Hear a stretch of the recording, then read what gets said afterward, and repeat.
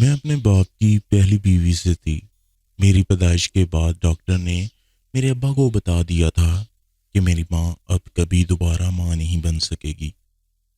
میرے ابا نے میری پیدائش کے 10 سال بعد دوسری شادی کر لی، جو کہ میرے ابا سے 15 سال چھوٹی تھی اور مجھ سے 15 سال بڑی تھی۔ میری ماں نے بہت واویلا مچایا، لیکن ہم اس معاشرے میں رہتے ہیں جہاں مرد ہی حکمران ہوتا ہے، سو میری ماں رو دھو کر چپ ہو گئی۔ میں جیسے تیسے بڑی ہو گئی، پہلے اسکول اور پھر کالج۔ میری ماں ہی میرا سب کچھ تھی۔ جب کالج شروع کیا تو تعلیم مہنگی لگنے لگی۔ میرا ابا بہت کم خرچہ دیتا تھا۔ میں نے گھر میں بچوں کو ٹیوشن شروع کر دی، جس سے میری کالج کی فیس اور اپنا ذاتی خرچہ ہو جاتا تھا۔ ابا کی دوسری شادی کے بعد کوئی اولاد نہ ہو سکی۔ ہر چھوٹی چھوٹی بات پر ابا میری ماں کو مارتا اور ہاتھ اٹھانے پر ذرا بھی ہچکچاتا نہیں تھا۔ ابا نے تو کبھی بھی اکلوتی اولاد ہونے کی بھی کبھی پرواہ نہیں کی تھی۔ جیسے میری ماں کو مارتا تھا ویسے ہی مجھے بھی مارتا تھا۔ نئی ماں چپ چاپ اپنے کمرے میں بیٹھ کر تماشا دیکھتی تھی۔ میری ماں کے بدن پر مہینوں ایک ہی جوڑا رہتا، جبکہ نئی ماں کے لیے ہفتے کے 10 جوڑے بھی کم پڑ جاتے۔ ہم ماں بیٹی چپ چاپ تمام اذیت برداشت کر لیتی، مگر کیا مجال ہم ماں بیٹی ذرا بھی مزاحمت کرتی۔ اتنی مار کھانے کے باوجود میرے ابا کے لیے کبھی برا لفظ یا ایسا کوئی خیال میرے ذہن میں نہیں آیا۔ صرف اور صرف اس کی ایک وجہ یہی تھی کہ اگر میں نے گھر سے باہر جانا ہوتا تو میرا ابا مجھے سخت حجاب میں چھوڑ کر آتا اور خود ہی لے کے آتا۔ تحفظ کا یہ معیار شاید ابا کی ہر سختی جھیلنے کا سبب تھا۔ میں نے کالج کی پڑھائی کے بعد M.Ed کے لیے داخلہ لیا۔ ابا کو سخت کوفت ہوئی، گھر میں پھر ہنگامہ شروع ہو گیا۔ بڑی مشکل سے اماں نے راضی کیا۔ ابا کو کہا کہ ٹیچنگ کا کورس کرنے کے فوراً بعد چھوڑ دے گی۔ میری ایک دوست تھی، ابا نے یہ شرط رکھی کہ اگر اس کی کسی کے ساتھ دوستی کی کوئی خبر سنی تو مار مار کر وہیں ختم کر دوں گا۔ میں دسمبر کے پہلے ہفتے یونیورسٹی نہ جا سکی۔ مجھے تقریباً ہر مہینے 3-4 دن کی چھٹی لینی پڑتی تھی۔ مجھے شروع سے ہی خطرناک قسم کی ویکنس ہو جاتی تھی، جس کا تقریباً ہر لڑکی کو سامنا ہوتا۔ میں مس ہوئے نوٹس فوٹو کاپی کروانے یونیورسٹی کے سامنے والی شاپ پر کھڑی تھی کہ ایک اور لڑکا فوٹو کاپی کروانے آیا ہوا تھا۔ میرے پاس کھلے پیسے نہیں تھے۔ اس لڑکے نے دکاندار کو اپنے پیسے دینے کے بعد میرے پیسے بھی کاٹنے کا اشارہ کیا۔ میں ابھی بولنا چاہ ہی رہی تھی کہ وہ واپس چلا گیا۔ میں ہکی بکی اس کو دیکھتی رہ گئی۔ کچھ دنوں کے بعد وہ مجھے یونیورسٹی ملا تو میں نے پیسے واپس دینا چاہے، مگر اس نے لینے سے انکار کر دیا۔ بات فوٹو کاپی سے ہوتی ہوئی یونیورسٹی کی کینٹین اور پھر گھر ٹفن تک پہنچ گئی۔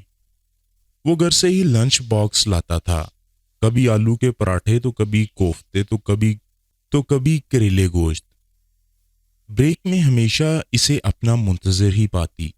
میری تمام فرینڈز مجھے چھیڑتی تھی۔ اس کے بھی بہت سارے دوست میری عزت کرتے تھے۔ میں بہت بہک گئی تھی۔ ابا کی بات ذہن کے کسی کونے میں بند کر کے بلا بیٹھی تھی، یہی سوچ کہ ابا کو کیا پتہ لگنا ہے۔ کہتے ہیں عشق اور مشق کہاں چھپتے ہیں۔ ایک رات ابا نے موبائل پر چپکے بات کرتے کچھ سن لیا۔ ابا نے کچھ نہیں دیکھا، پھر وائپر کے ڈنڈے سے میرے سارے بدن کو کسی سور کی طرح پیٹا۔ میری ماں بچانے آئی تو اس کو بھی ابا نے خوب مارا۔ میں کچھ نہ بولی۔ جب مار مار کر میرا ابا تھک کر گھر سے نکل گیا تو میں اٹھی اور ماں کو سہارا دے کر چارپائی پر لٹا دیا۔ میری ماں میرے آگے خوب روئی، مگر شاید عشق کا روگ اندھا تھا۔ میری چھٹی کا دن جو اگلے دن سے شروع تھے، اسی رات ہی کسی بے جان روح کی طرح بے سدھ ہو کر بے ہوش ہو گئی۔ ہوش آیا تو ہسپتال میں ڈرپ لگی پائی۔ پاس ماں شاید کافی دیر کی میرے سرہانے بیٹھی وہیں سر رکھ کر سو گئی تھی۔ میرے ہلنے سے ان کی آنکھ کھل گئی۔ مجھے محبت بھری نگاہ سے دیکھا تو میرا سارا بدن ٹوٹ گیا۔ مجھے سینے سے لگا کر سر پر ہاتھ پھیرتے بولی، اوہ میری بیٹی کو کتنی تکلیف ہے۔ میں نے آنکھوں ہی سے سوال کیا۔ وہ بولی، باہر بیٹھا ہے تیرا باپ، وہی اٹھا کے لایا ہے تجھے ہسپتال۔ کیا کہوں میں یہاں، اپنے ابا کو یا اپنے آپ کو؟ ابا کو یہاں تک میں نے مجبور کیا۔ یہ سارا قصور میرے ابا کا، جس نے ساری زندگی مجھے سینے سے نہ لگایا۔ بس تھوڑا پیار کسی سے ملا تو سب کچھ بلا دیا۔ میں اگلی صبح ہسپتال سے گھر آ گئی۔ میرے ابا کو بالکل پتہ نہیں تھا کہ یہ کوئی یونیورسٹی کا لڑکا تھا۔ وہ یہی سمجھے کوئی رانگ نمبر تھا، لہٰذا مجھے یونیورسٹی جانے سے کسی نے نہ روکا۔ البتہ مجھ سے میرا موبائل لے لیا گیا، جو کہ کچھ دن بعد مجھے واپس مل گیا۔ 3 دن کے بعد میں یونیورسٹی گئی تو وہ کسی پر کٹے پرندے کی طرح بولا کہ کہاں تھی تم، 3 دن تمہارا موبائل بند تھا۔ زندگی میں پہلی بار کسی کو اپنے لیے اتنا تڑپتا پایا تو اپنے آپ کو دنیا کی خوش قسمت انسان پایا۔ میں سب گول کر گئی اور بولی طبیعت ٹھیک نہیں تھی، جس کا یقیناً اس کو بھی پتا ہوتا تھا۔ ملاقات کا یہ سلسلہ یہی سال چلتا رہا۔ ایک دن یونیورسٹی میں فنکشن تھا۔ میں خوب تیار ہو کر یونیورسٹی گئی۔ مجھے اس سمت ہر ایک نے ہر وقت سادہ سا ہی دیکھا تھا، مگر اس دن کسی کی بھی نظر مجھ سے نہ ہٹی۔ میں چونکہ بہت زیادہ فٹ جسم کی مالک تھی، سبھی نے مجھے حجاب میں ہی دیکھا تھا۔ سب مجھے دیکھتے ہی رہ گئے۔ اس کی نظر مجھ پر ایسے جمی تھی گویا میرے دل میں پہلی بار عجیب سی ہلچل مچ گئی۔ شاید کسی کو اس قدر اپنے لیے بے چین پایا۔ وہ تمام وقت میرے پیچھے پیچھے ہی رہا اور میں اس کو اپنی محبت اور قرب کا متلاشی پایا۔ یہ دن شاید آخری دن تھا میری خوشی کا۔ شام 4 بجے فنکشن ختم ہوا۔ ابا نے ایک اپنے جاننے والے رکشے والے کو مجھے واپسی پر پک کرنے کا بولا ہوا تھا۔ اس کو شام 6 بجے کا بولا ہوا تھا۔ وہ میرے پاس آیا اور کہا ابھی رکشہ آنے میں 2 گھنٹے باقی ہیں۔ یونیورسٹی کے پاس ہی اس کے دوست کا آفس ہے، اے سی چل رہا ہوگا، وہاں چلتے ہیں۔ میں نے سوالیہ نظروں سے دیکھا تو وہ بولا مجھ پر اعتماد نہیں تو کوئی بات نہیں، ہم یہاں ہی انتظار کر لیتے ہیں۔ میں کچھ سوچ کر اس کے ساتھ چل دی۔ وہ پیدل ہی مجھے لے کر دوست کے آفس لے گیا۔ بظاہر تو وہاں کوئی نہیں تھا کیونکہ اس نے آفس کا لاک کھولا تھا، تو وہاں پہلے سے کسی کی موجودگی کیسے ہو سکتی تھی؟ مجھے صوفے پر بٹھا کر اس نے ٹھنڈی سافٹ ڈرنک کھولی، ایک گلاس خود اور ایک مجھے تھما دیا۔ میں سافٹ ڈرنک پینے لگی اور وہ مجھے غور سے دیکھنے لگا۔ وہ میرے اس قدر قریب آ گیا، اس کی سانسیں میری سانسوں میں سرایت کرنے لگی۔ میں اپنے آپ کو قابو میں نہ رکھ سکی اور اس کی باہوں میں جھولنے لگی۔ نشے اور عجیب سی ہیجانی کیفیت میں مجھے پتہ ہی نہ چلا کہ میں وہ نہ رہی جو تھی۔ پتہ نہیں کون سی دنیا تھی جہاں میں چلی گئی تھی۔ نہ کوئی تن کا ہوش نہ دنیا کا ہوش۔ کافی دیر تک موجوں کو سمندر کے سہارے چھوڑ دیا۔ آنکھیں کھلی تو 10 منٹ کم 6 بجنے والے تھے۔ جلدی جلدی اٹھی تو لباس تن کی بجائے کھونٹی پر تھا۔ میں ٹھیک 6 بجے یونیورسٹی کے گیٹ پر پہنچ گئی۔ شکر ادا کیا کہ میرے پہنچنے کے 1-2 منٹ بعد ہی رکشے والا آ گیا۔ میں واپس گھر آ گئی۔ میں گھر آ کر بدمست ہاتھی کی طرح پتہ نہیں کتنی دیر تک سو رہی۔ اماں کی آواز پر ہڑبڑا کر اٹھی تو صبح کے 10 بج رہے تھے۔ کل فنکشن کی وجہ سے آج چھٹی تھی۔ پورا جسم بخار سے جکڑا پڑا تھا۔ انگوٹھے پر کچھ سیاہی کے نشان تھے، جس کا میں نے کوئی خاص نوٹس نہیں لیا۔ رفتہ رفتہ سب یاد آنے لگا تو میرے وجود میں سنسناہٹ سی ہونے لگی۔ سب کسی فلم کی طرح آنکھوں میں گھومنے لگا۔ ابا نے اماں سے میری تکلیف کی وجہ جاننی چاہی، مگر اسے کیا معلوم۔ کچھ دن یوں ہی گزر گئے۔ میں نے نوٹ کیا کہ اب وہ مجھ سے کھچا کھچا بولتا ہے۔ اس کے سبھی دوست مجھے دیکھ کر عجیب سی ہنسی کا مظاہرہ کرتے ہیں۔ ایک دن میں نے اس کے اس رویے کی وجہ پوچھی تو بولا میری منگنی ہو گئی ہے اور میں پڑھائی ختم ہونے کے فوراً بعد شادی کرنے جا رہا ہوں۔ میرے پاؤں تلے زمین نکل گئی۔ جو کھیل اس نے میرے ساتھ کھیلا تھا، اس کے بعد میں تو کیا کوئی بھی لڑکی ایسا سوچ بھی نہیں سکتی تھی۔ میں نے اسے بہت دہائی دی مگر وہ ایسے انجان بن گیا جیسے کچھ ہوا ہی نہیں۔ میری دنیا اجڑ گئی۔ میں نے یونیورسٹی جانا چھوڑ دیا، ہر وقت اپنے رب سے اپنی غلطی کی معافی مانگتی رہی۔ میری اسٹڈی وہیں رک گئی۔ گھر میں جو بچے ٹیوشن پڑھنے آتے انہی پر سارا دھیان دینا شروع کر دیا۔